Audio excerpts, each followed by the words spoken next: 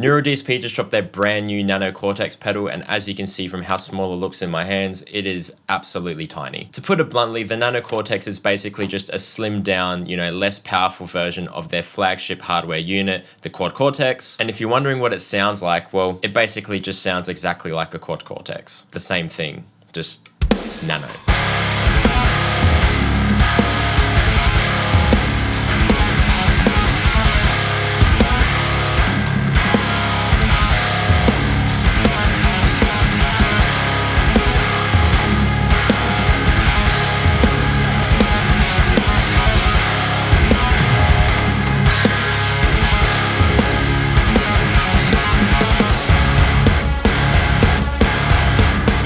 Despite the very different small form factor, the lack of touchscreen and just overall less processing power, the Nano Cortex actually does share a lot of the same features as its big brother. This includes the functionality of being able to use this as an audio interface, a low latency 24-bit 48 kilohertz interface with your laptop, computer, whatever you want. Very, very cool. It also has full MIDI support, just like the Quad Cortex, so you can basically control majority of the parameters of all the blocks within the unit, within your tones. Perfect for live use. Most notably though, the Nano Cortex also shares the ability to capture pedals, amps, and complete signal chains directly onto the unit, just like the Quad Cortex does, in the exact same resolution, quality, and fidelity. And again, given the small or nano form factor, there is a bunch of practical upsides to this unit when compared to the Quad Cortex, such as being able to power this entire thing with a single USB-C cable, or if you're a pedal board user and you have a bunch of pedals, you can put this just alongside them and use just a standard 9-volt pedal adapter. And just a heads up, everything that you see and hear me playing in this video,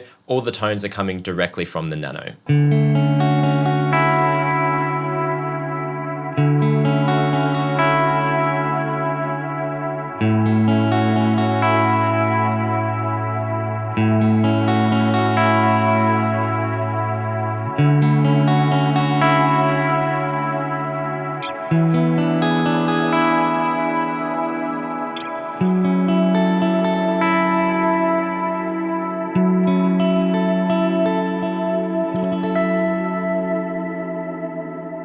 The best way to think about the Nano Cortex is to basically view it as one line's worth of power from the Quad Cortex. And personally, I think that this is a pretty big deal. I just want to reiterate that this is in no way, shape, or form any lesser than the Quad Cortex in regards to sound quality. All the captures that you'd use and all the effects blocks within this unit are literally the exact same ones that you would use in a Quad Cortex. And therefore, by extension, obviously, it sounds exactly the same.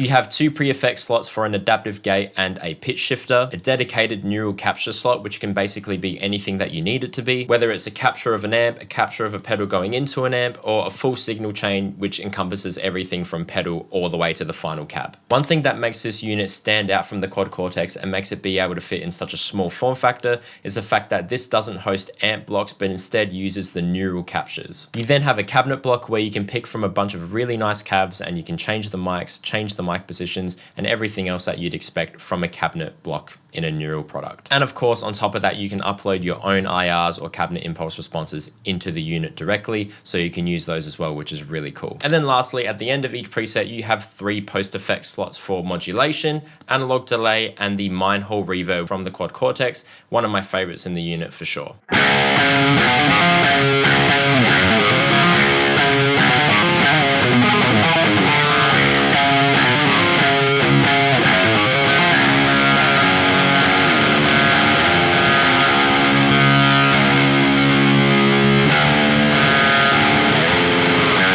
The best way to create the presets and tweak all the tones and everything that I just mentioned is by using the Bluetooth that is inbuilt within the Nano to connect to the Cortex Cloud app on your phone, where you can again create, tweak, edit the presets, make it sound whatever you want. You can download captures on there, you can download IRs on there, and it uploads straight onto the unit via Bluetooth. However, even with all of that functionality within the app, you might be pleased to know that majority of the things that I just said, you can tweak on the front face of the physical unit as well. Speaking of the physical unit, on the right side of the Nano, you have the TRS XLR dedicated input for neural captures, along with a boost switch over here. And while the idea of capturing gear on a small form factor pedal is not entirely new, I think it's fair to say that the neural DSP capturing process, at least in my experience anyway, is definitely the most painless and just intuitive process to go through. But being able to do those captures directly onto the unit itself is the main thing, you know, rather than, you know, using another device to capture it and then having this as just like a capture player or something. You can just do it directly onto the unit. On the front face of the unit, we have 3 buttons on the top to exit, capture, and save your presets. There's a gain knob that controls the gain of the capture that you're using, alongside a bass, mids, and treble knob, which will just slightly adjust the bass, mids, and treble of your capture. We then have a dedicated amount, or I guess like mix knob for your effects, depending on which one's selected using these buttons here,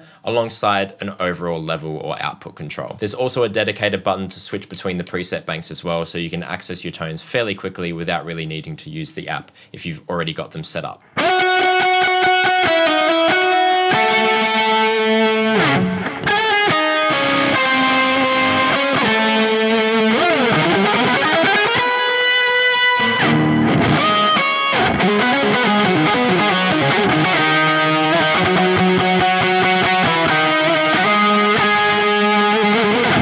The 2 switches on the bottom of the unit are exactly like the ones on the Quad Cortex, where it's a switch, but you can also use it as a rotary knob to control the parameters on the unit as well. Clicking them in allows you to switch between the presets with gapless switching. That is a huge deal. Not exactly sure how Neural managed to make that happen on the back end from a software perspective, but it is definitely a very welcome feature. And again, yes, you can turn them, and by default, they're set to change the cabinet on the right side, and on the left side, it will change the capture that you're using within the preset. Quickly skimming over the back of the unit, we have the input here, as well as output left and right, with the output right being coupled as the capture out. We then have a ground lift switch, which is so handy, especially, you know, for something designed like this, where it's meant to be used on the go, meant to be used with laptops as an interface, on pedal boards, on noisy circuits. Having that switch on there is a lifesaver. We have an expression pedal / MIDI input, which is absolutely huge. Again, full MIDI functionality. Headphone jack with a dedicated volume control for the headphones, which is really cool. And again, lastly,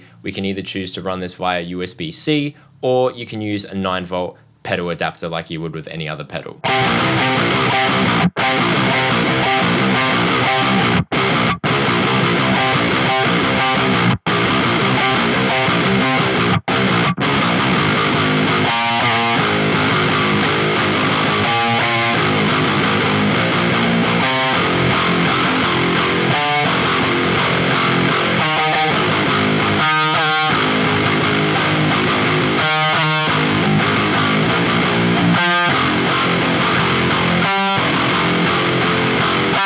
Speaking as someone who owns 2 Quad Cortexes, after spending a healthy amount of time with the Nano Cortex, I can definitely see why someone would want to invest in a unit like this. For me personally, and maybe something for you guys to think about if you're on the fence about this unit overall, I think the major selling points of the Nano Cortex lie outside of the fact that you can plug your guitar or bass into this and, you know, make tones and get tones out of it. I think that's not really like the main focus, to me anyway. Obviously, you can use a great selection of tones and create tones on the Nano Cortex that are pretty much one-to-one identical with what you'd be able to do on a Quad Cortex. But just like the Quad Cortex, I think it's important to remember that, again, the Nano is also a fully fledged audio interface with full MIDI functionality, expression pedal functionality, and again, this does capture and profile all of your gear in the exact same way that its big brother, the Quad Cortex, does. All while being small enough to quite literally like fit in your pocket and be resourceful enough to run off like a single USB-C or just your standard pedal 9-volt. Like, it's insane. I think the Nano does an excellent job at providing a solution for people who, you know, want to use a dedicated physical unit for their digital tones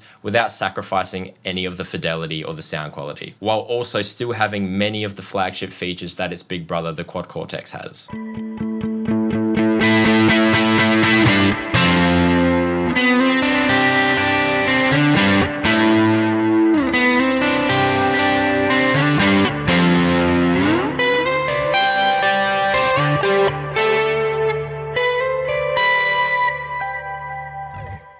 For me personally, the Nano will be getting a lot of use from me in, workshops, when I travel interstate, when I travel overseas. For example, I'll be taking the Nano with me on the plane in my backpack to NAMM in January, where I'll be doing some demos at the bare knuckle pickups booth, because I know that in that type of situation, in a more intimate setting where I'm just doing a guitar demo at a convention, I don't need all the crazy switching from all of my presets that I typically use within my Quad Cortex. After using it, I know that I can create tones and presets that sound pretty much identical to the ones that are on the Quad Cortex and just bring this with me instead. That I can still switch between via MIDI with gapless switching, which is something that the Quad Cortex does not have, at least between presets. I don't even need to bring a tuner because this also has the tuner in it as well.